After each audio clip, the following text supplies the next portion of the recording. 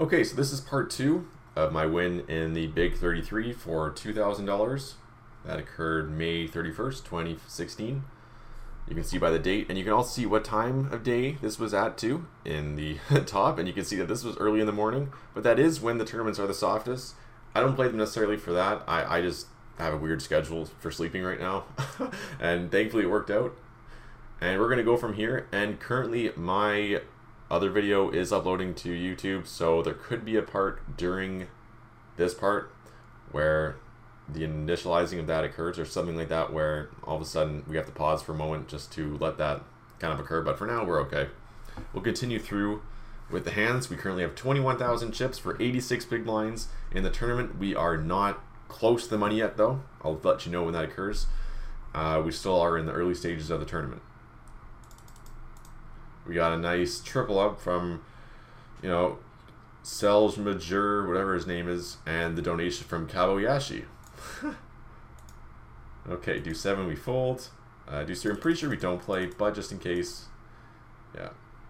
For what it's worth, if he folded, I still would have folded this. But there's a lot of hands that I do defend versus a min raise from the button because they steal so wide. In general, if they have a wide button stealing range, you can defend almost 100% versus min raises, just because you only need 20%, and their range is wide enough that it's fine. Fold 3-9, E7. I'm pretty sure we don't play. Deuces though. Let's see what's up. I go for the min raise. We get a call. Not a great flop. You actually lead jams into us, and this is a spot where if I had a stronger hand, if I had an 8, I'm calling. Obviously, if I had a 9, I'm calling. If I had ace-3 with a backdoor flush, like ace-3 suited with the backdoor flush, I'm probably calling. I'm just thinking of the hands that they could be jamming with here. It'll include draws like Jack-10, 10-7, Queen-Jack, but it'll also include a lot of single pairs. You'll have King-8, I don't know, just random things like that, 10-9, and so that's why I don't think we're good enough here at the time to call with deuces. Open King-8 suited.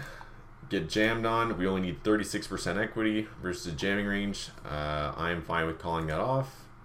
In this instance, he has pocket 3, so we have 51%, but we do not get there. I don't know how on that run out. Flop and turn. Go to the next hand. Jack-10 suited. We open. Get 3-bet. And my rule for defending against 3-bets, generally, of course, I'm going to defend wider when I'm in position, because I'm going to be able to realize my equity much more frequently post-flop. Also, I like flatting 3-bets with suited hands, with connecting hands, mostly the suited part though.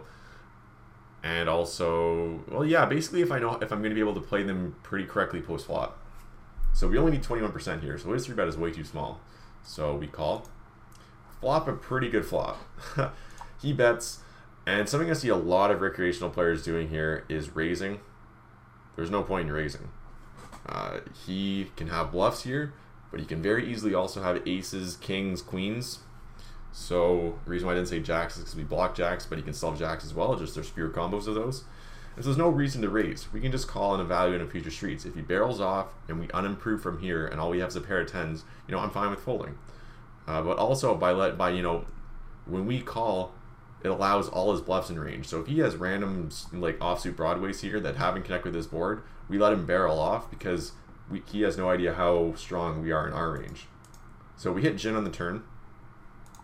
He bets, and other players would be like, we got to raise here. If he's got 3,000 behind, yeah, I'm going to shove here because he's not bluffing the river, and he's also going to be priced in a call for all the times he has a random ace-x with the ace of spades. But because we're deep enough, he will definitely shove river, and I'll probably be calling every time unless it's another spade, potentially. Potentially, if there's another spade, I won't. But it's not, and he shoves, and we call, and he shows King-9 off. So I like how that turned out. Next hand, King-9 off, yeah, exactly. We fold that. We go to King-6. We see a raise from a new player. Call. We only need 16% to continue, so we call. Flop a 6. Check, check, bet. He can have various aspects of what's going on here. He can have 6-7, he can have 7-8, he can have 5-7. That should be checking back for what it's worth, but he can have 5-7. He can have random overcards that he decides to bluff with. And a leak I find a lot of tournament players doing is they don't three barrel. They either don't three barrel enough, or like you saw our friend before, they three barreled too much. And so I find I'm pretty good at calling twice and then folding river if somebody's jamming, or not jamming, but like betting the river a fair size after not having shown that much aggression on previous hands. If I have a weak aspect to my range, and if I had 7-8 offsuit here, or sorry, if I had 7-8 here, I'm just check calling. I'm not worried about another flush. The only thing I'm worried about is like the board pairing, but really there's not many things I'm worried about if I have a flop straight here. So it's a good hand to have in my check call range, so that's strong as well. That way, by having strong hands in your check call range, you're also not allowing them to bluff you as much, because they're going to realize, well, he can still have the nuts here. Now, something I would check raise would be if I had like pocket sixes and I flop top set, something like that, or like even a set of fours or fives to go with as well. He checks, and on this river, I don't think we have a strong enough hand to bet. He could have like pocket sevens or eights, but I don't think he's going to bet that enough.